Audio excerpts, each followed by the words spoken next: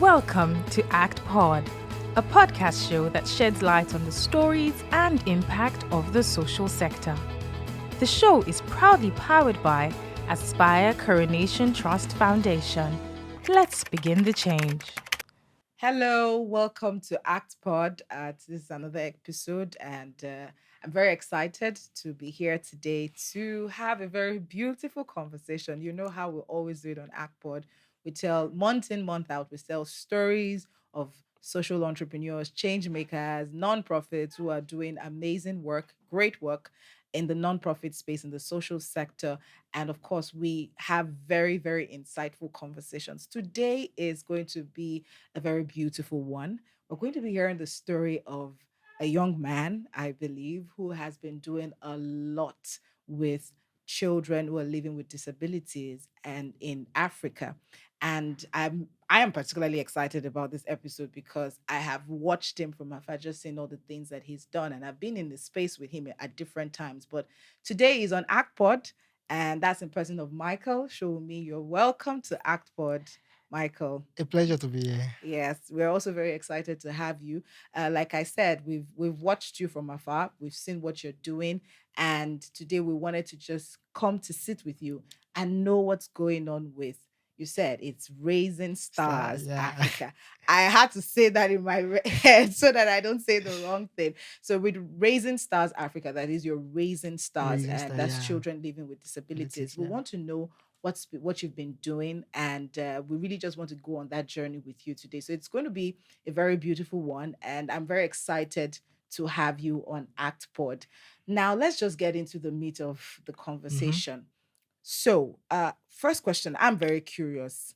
Were you born with this disability? And yeah, basically, let's start with that. Then we'll then talk Okay. about what inspired you to starting off Raising Stars. Okay. So I wasn't born with disability. Yeah. Okay. I think not I think I was told it happened when I was 2 years old. Oh, Yeah. So okay. it's more of polio. Oh. Parents, even my parents don't have the name for what happened. They were thinking it's spiritual, so taking me to one Mm, hospital or the other, and then at mm, the end they had to just give in to polio, mm. acute flaccid paralysis. Oh, wow. Yeah, so I've been living with disability since the age of 2. Oh, wow. That's Yeah. how many years now? Sorry, not to get your age, but No, just to know how long you've been. let's just say that's more than 20 years now. Wonderful. Wow. Yeah. That's and how's it been growing up?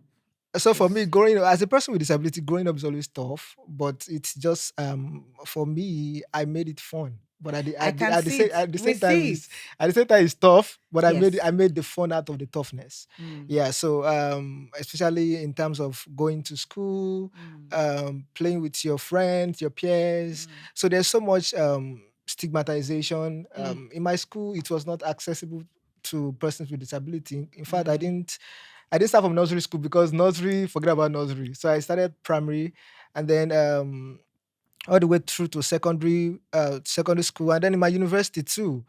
Not accessible at all. So from one lecture to another, I trek from my house down to lecture halls, even till when they said, okay, sometimes they'll fix a class in one lecture and they say like 10 minutes to go. Please, we are yes. going to hold that We lecture in another experienced, hall. yeah, so you have to So move. I have to just move again with my Mm, crutches, mm, trek. mm. And there was a time I was forming for the girls. So I was trying, I was trying to show that I'm a man too. So Hey. I was going and running. And before I knew it, I fell down. Oh And my goodness. imagine the girls I was forming to. I was like, Hey. so Mm, that's how it has been. And then, but the fun aspect is that despite I know that I have disability, and I work with crutches.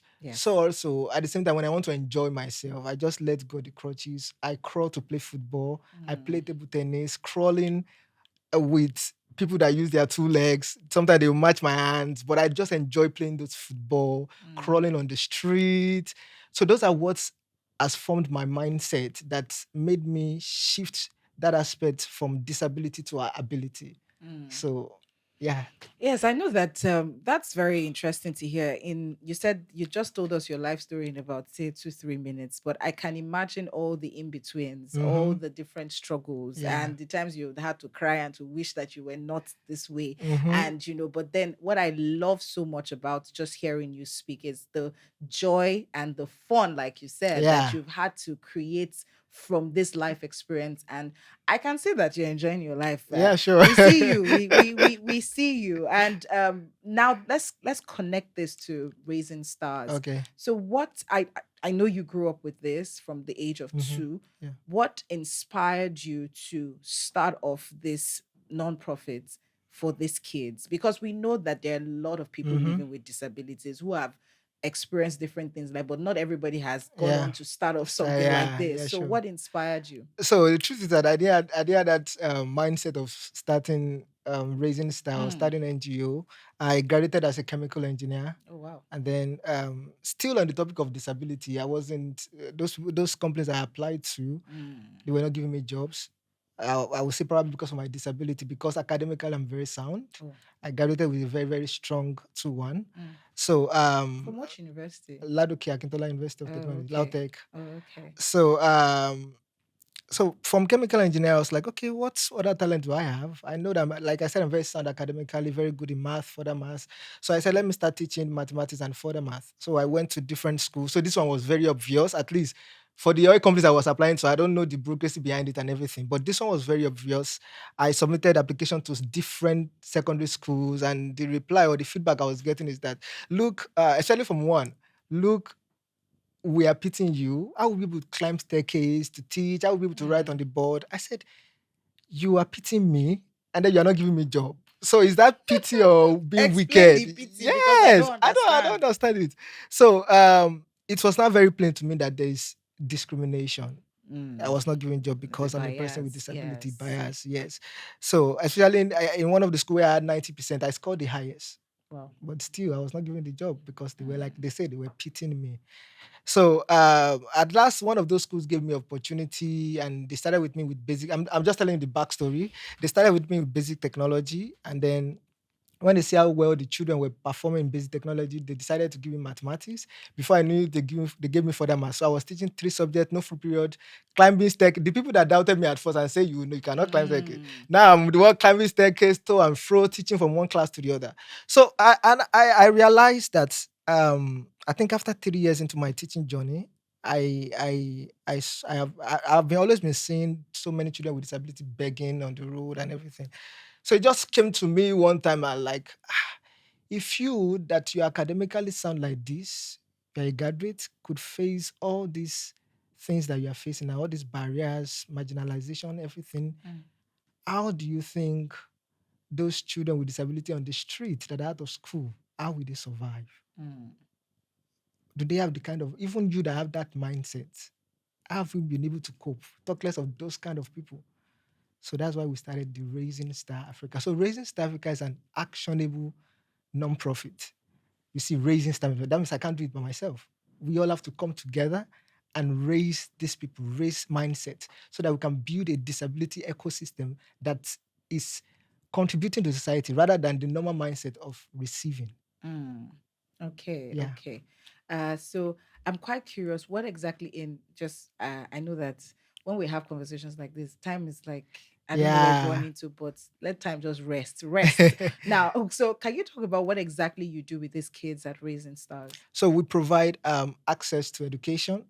So it's all about the pillars, what can make them to be self-reliant, independent. Mm. So realize education and skill empowerment, Mm. and then social skills. Just like the way Okay. I'm talking to you, Mm. most of them can do that. So Yes. we'll provide access to education by advocating for inclusive education, by renovating their schools so that it can be more accessible to them, and then we empower them with skills so that they can become self-reliant. They don't have to it gives them better opportunities for employment. And when it doesn't come, they themselves can be the job instead of looking out for the job. That's So, fantastic. and then we provide them we take them out on excursion on different outings so that we can build their social skills so that they Mm. can be able to communicate, let their intentions be known, just like any other person.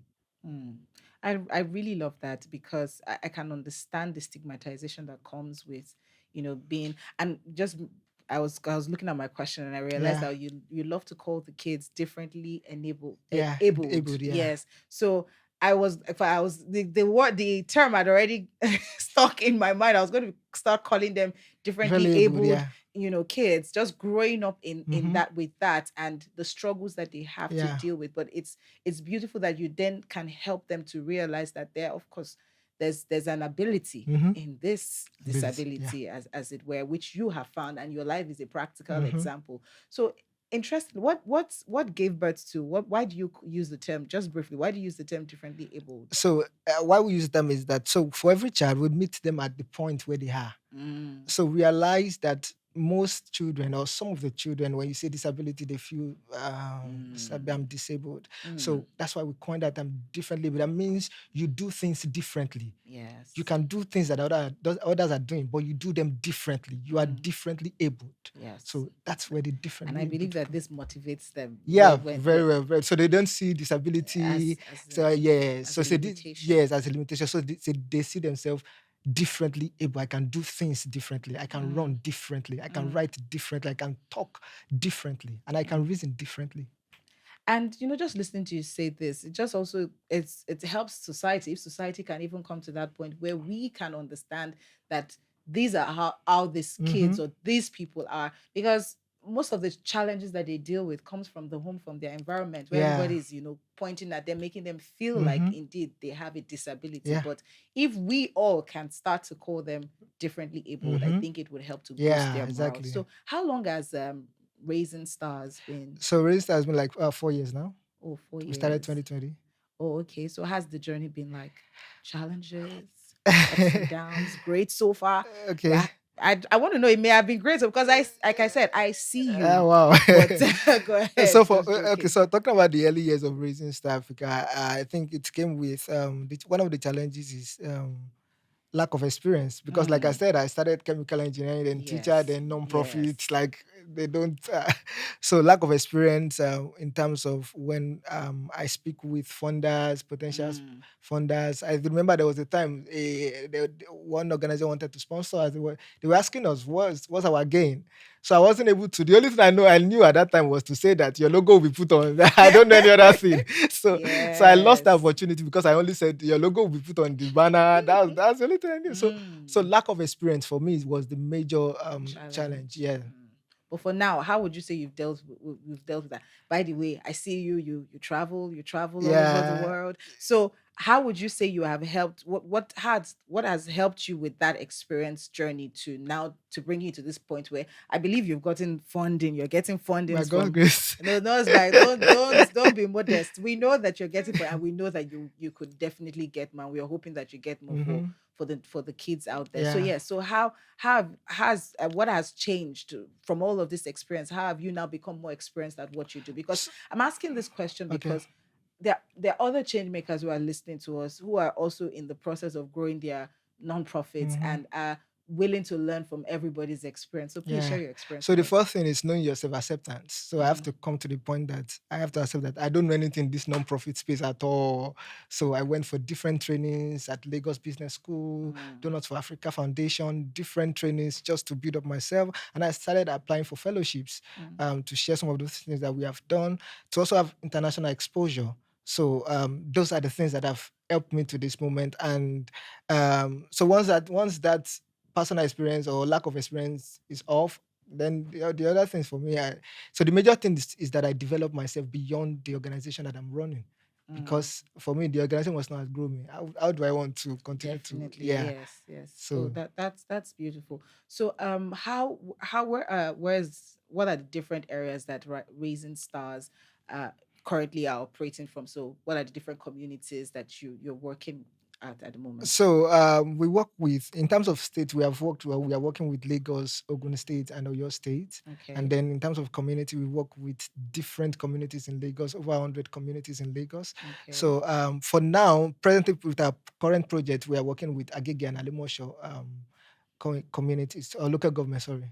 Yeah. okay. So you interact with these kids directly. What's your relationship like with the kids? Ah, lovely, because some of them say, I don't know, some of them see me as mentor, so it's kind Mm, of very, very personal, relational.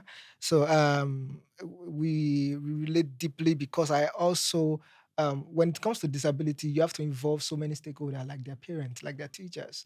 So I get along with all their stakeholders, including them, just to mm. continue to um implement some of the activities that we have for them. Yeah. we believe a lot in collaborations at Yeah. ACT Foundation. What has it been like for you in terms of collaboration from the public and private sector? Have you enjoyed collaborations in the last 4 years? Okay, so for the public sector, I think it has to do with more of it has to do with regulation. So Mm, like approval to do mm, projects. So basically, that's what it is like with the public sector, and mm. then with the private and social sector, fantastic relationship. We have so many corporate organizations that has sponsored some of our project or most of our projects, Okay. and then we are looking for Act Foundation to join us. I'm sure they can hear you. Okay. Yeah. I'm part of ACT. Yeah, yeah, Sorry, yeah, they yeah. can So hear you. we All we are right. looking So, forward to you coming uh, on board. okay, that's fantastic. Before I ask you what the future holds, I see that your impact spread across over 7,000 children. Yeah, Yes, and I'm excited. I'm eager to know what the future holds. But this is basically your story. I really wish I had more time to get into the details of your story. But what keeps you going? What inspires you? I know that you'd say the kids. Yeah, the kids are part of your inspiration. But when you hit some of these bottlenecks, what is the inspiration that gets you going and just looking ahead and just keeping focused? Because we've seen a lot of people who start off with yeah. who want to do great things, but somewhere along the line, we just get tired and just drop the ball. So what keeps you going? So for me, what keeps me going is one, this is my destiny. Mm, Yeah, so that's for me. And then the second thing that keeps me going is that what am I trying to build? Why did I start? So mm, I'm trying to build a disability ecosystem mm, whereby for generations to come, we have changed that perception about disability. mm. Yeah. Fantastic. So what's the future like? What do we see in the next 5-10 years? So in the next 5, 10 years, you will see Raising Star building an ecosystem. Like I've said it so many times, building an ecosystem, building a skill empowerment center Okay. that tends to portray the abilities of those children with the disability, so that even people across the world can come to that Raising Star Empowerment Center as tourism to come and see the abilities that these children possess. Like, wow, I didn't know that they can do this. So we Mm. are not just changing the perception in Africa, in Nigeria. No, we are doing it globally. Fantastic. And Yeah, I'm certain that all the different organizations who can partner with you, fund you, are listening to you at the moment. they should come. Thank you. They will come. Thank you very much, Michael. This is where we'll call it a wrap on this episode. I would have loved to, go on and on, but I'm certain that we've learned a lot for every change maker out there who's Yeah. looking for some inspiration. I believe that Michael is your inspiration. Would love to hear from you. You could reach out to us. You could send us an email. You want to share your story. Would love to hear from you. Send us an email. Reach out to us at actpod at actrustfoundation.org. My name is Omoye. This has been a beautiful one. We'll be back again next month with another inspiring episode. Till then, take care. Thank you for listening to ActPod. For inquiries and feedback, please reach us on actpod at actrustfoundation.org. Follow us on social media at actfoundation_ on Instagram and Twitter, and Aspire Coronation Trust Foundation on Facebook. The show is proudly powered by Aspire Coronation Trust Foundation. ActPod, our story, our continent.